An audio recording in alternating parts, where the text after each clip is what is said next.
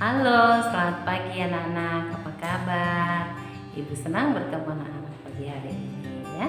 Nah, sebelum kita mendengarkan renungan pagi hari ini, kita berdoa dulu. Ya, mari kita berdoa. Buka tangannya, tunduk kepalanya, tutup matanya. Tuhan Yesus, terima kasih. Pagi hari ini kami bersyukur Tuhan senantiasa memberkati kami. Sebentar kami akan merenungkan firman-Mu. Kiranya Tuhan tolong kami semuanya. Tolong anak-anak juga dengan ibu guru. Terima kasih Tuhan Yesus. Amin. Oke anak-anak, terima kasih. Semuanya sukacita? Oke, mana sukacitanya? Ting ting, ting ting. Sip. Nah anak-anak, renungan kita hari ini terambil dari Yohanes 21 ayat 20 sampai ayatnya yang ke-25. Judulnya Lakukan Lagi. Nah, anak-anak, apa saja yang dilakukan Tuhan Yesus di dalam pekerjaan Tuhan Yesus? Di dalam Alkitab sudah diceritakan banyak hal yang diperbuat Tuhan Yesus. Banyak hal yang sudah dikerjakan Tuhan Yesus. Misalnya apa coba? Siapa yang masih ingat coba cerita ibu guru di sekolah minggu?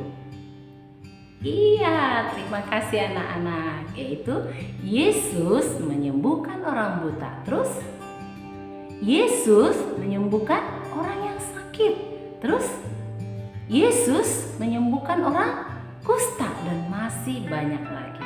Nah, coba sekarang kita saksikan video berikut ini.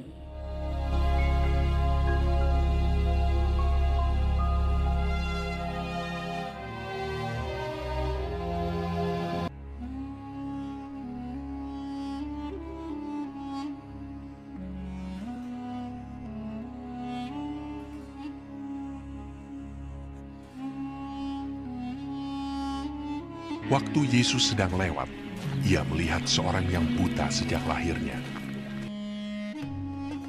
Murid-muridnya bertanya kepadanya, Rabi, siapakah yang berbuat dosa? Orang ini sendiri atau orang tuanya, sehingga ia dilahirkan buta? Jawab Yesus, bukan dia dan bukan juga orang tuanya. Tetapi karena pekerjaan-pekerjaan Allah harus dinyatakan di dalam dia. Kita harus mengerjakan pekerjaan Dia yang mengutus aku selama masih siang. Akan datang malam di mana tidak ada seorang pun yang dapat bekerja. Selama aku di dalam dunia, akulah terang dunia. setelah ia mengatakan semuanya itu, ia meludah ke tanah dan mengaduk ludahnya itu dengan tanah, lalu mengoleskannya pada mata orang buta tadi dan berkata kepadanya, Pergilah, basuhlah dirimu dalam kolam Siloam. Siloam artinya yang diutus. Maka pergilah orang itu, ia membasuh dirinya. Aku dapat melihat.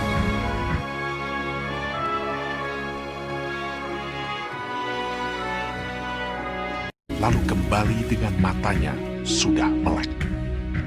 Tetapi tetangga-tetangganya dan mereka yang dahulu mengenalnya sebagai pengemis berkata, Bukankah dia ini yang selalu mengemis? Benar, dialah ini. Bukan, tetapi ia serupa dengan dia. orang itu sendiri berkata. Benar, akulah itu. Orang-orang Farisi pun bertanya kepadanya, bagaimana matanya menjadi melek? Jawabnya, Ia mengoleskan adukan tanah pada mataku. Lalu aku membasuh diriku dan sekarang aku dapat melihat. Ia adalah seorang nabi. Dari dahulu sampai sekarang tidak pernah terdengar bahwa ada orang yang memelekkan mata orang yang lahir buta. Jikalau orang itu tidak datang dari Allah, ia tidak dapat berbuat apa-apa. maka kata sebagian orang-orang Farisi itu, Orang ini tidak datang dari Allah, sebab ia tidak memelihara hari Sabat. bagaimanakah seorang berdosa dapat membuat mukjizat yang demikian? Maka timbullah pertentangan di antara mereka. Lalu mereka mengusir dia keluar. Yesus mendengar bahwa ia telah diusir keluar oleh mereka. Kemudian ia bertemu dengan dia dan berkata, Percayakah engkau kepada Anak Manusia? Jawabnya, Siapakah dia, Tuhan? Supaya aku percaya kepadanya. kata Yesus kepadanya, Engkau bukan saja melihat dia, tetapi dia yang sedang berkata-kata dengan engkau. Dialah itu. katanya, Aku percaya, Tuhan. lalu ia sujud menyembahnya. Kata Yesus, Aku datang ke dalam dunia untuk menghakimi, supaya barang siapa yang tidak melihat, dapat melihat. Dan supaya barang siapa yang dapat melihat, menjadi buta.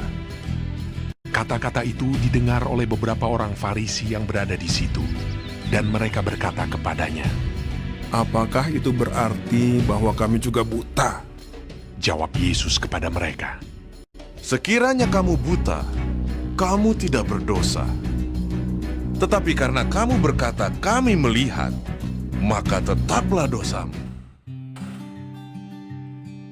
Nah, oke anak-anak. Anak-anak sudah menonton videonya ya. Bagaimana anak-anak? Apa ya kira-kira yang anak-anak bisa ambil dari cerita yang tadi? Tuhan Yesus sedang apa? Sedang melakukan tugas apa? Iya, pintar. Sedang menyembuhkan orang yang buta. Iya, Tuhan Yesus rajin melakukan tugasnya. Tuhan Yesus melakukan dengan sukacita, dengan senang hati. Nah, begitupun anak-anak. Jadilah menjadi anak-anak yang rajin seperti Tuhan Yesus ya. Bukan menjadi anak-anak yang pemalas ya. Anak-anak banyak yang anak-anak kerjakan di rumah. Selain daripada pekerjaan yang ditugaskan oleh Miss dari sekolah, anak-anak boleh membantu mama papa di rumah, membereskan tempat tidur, membereskan mainan setelah dipakai ya. Nah, ibu percaya anak-anak pasti bisa melakukannya dan makin hari menjadi anak yang makin rajin. Oke, tetap semangat anak-anak ya. Nah, ayat hafalan kita hari ini terambil dari Amsal 12 ayat 24a. Tangan orang rajin memegang kekuasaan ya. Nah, demikian anak-anak cerita kita hari ini. Mari kita kembali berdoa. Tuhan, terima kasih. Tuhan senantiasa menolong ya Tuhan dan memberkati kami. Biarlah kami boleh bertumbuh menjadi anak-anak yang rajin. Biarlah kami menjadi anak-anak yang taat dan setia kepada Tuhan. Terima kasih Tuhan Yesus. Amin.